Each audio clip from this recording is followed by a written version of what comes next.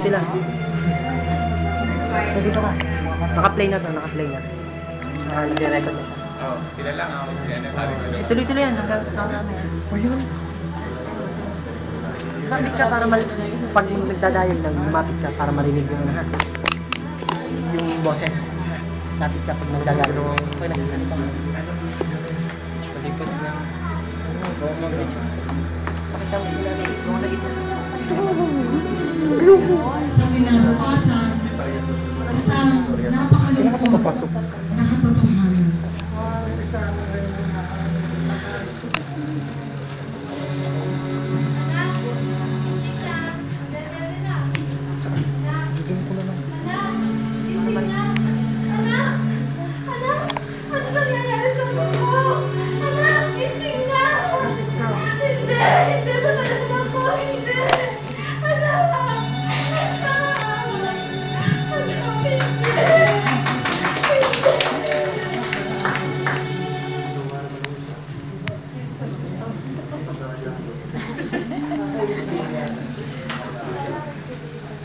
Si Haring Solomon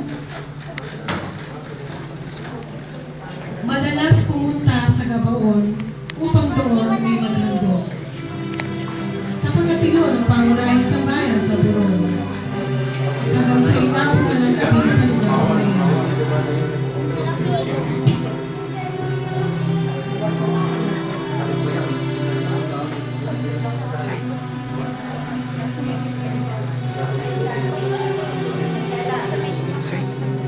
Salbahe ka. Salbahe ka. Joke mo.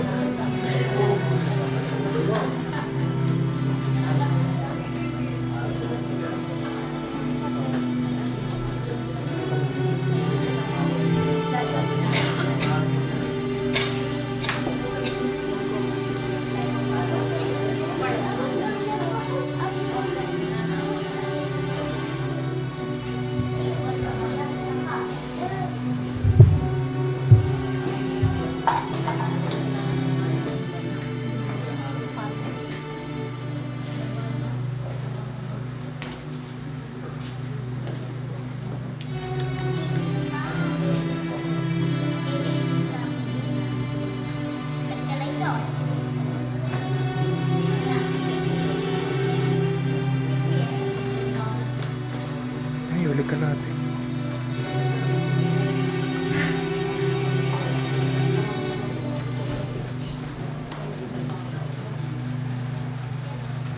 Solomon, ano ang ibig ng iyong puso na ibigay ko sa iyo? Sabihin mo.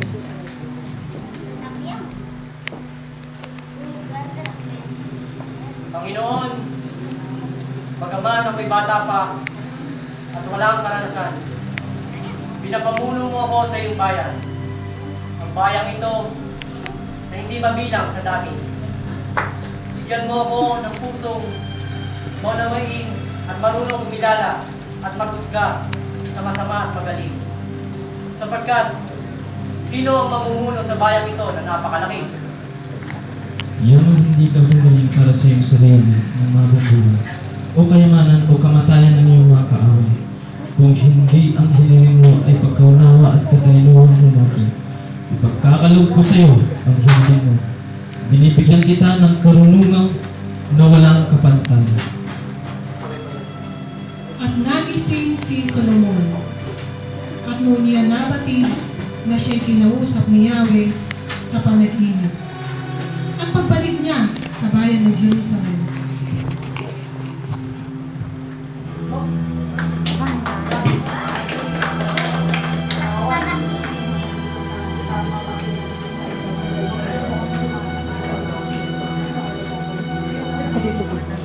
Akin yung anak na yan! Hindi sa'yo!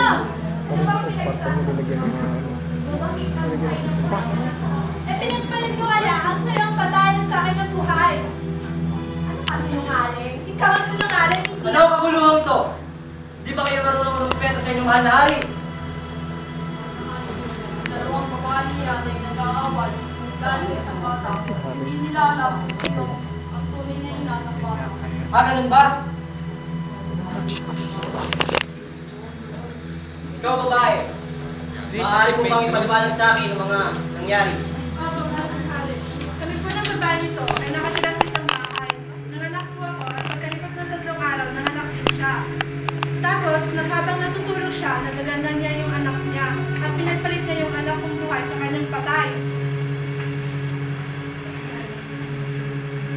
Ikaw naman, ano ang masasabi mo? Kitang-kita naman na manloloko yung babaeng yan eh.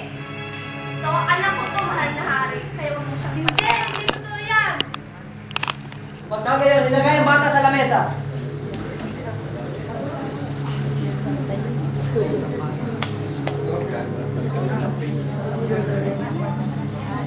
Ikaw, sinabi mo na nataganan niya ang batang yon at ang buhay ng bata sa kanya at ang patay.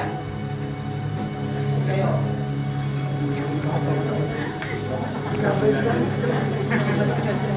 Ikaw naman, sigurado mo ba sa sinasabi mo? Na Sigurado nagsisinungaling ang babae ako. yan?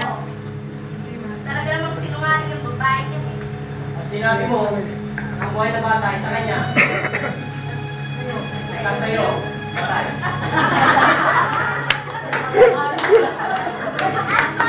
Sabihin sa akin ang taba. Ito po. Patingin ang bata niyan!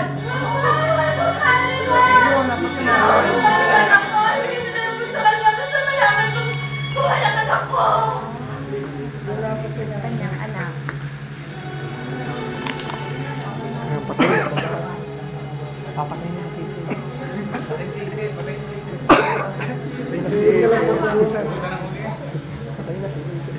Ano ako, hangal?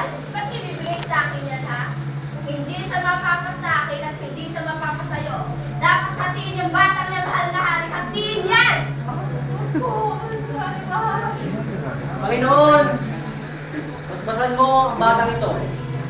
Palakihin mo ng may takot sa iyo. Batang ito, para sa kanyang tunay na ina. Sabihin sa labas ang babae niya.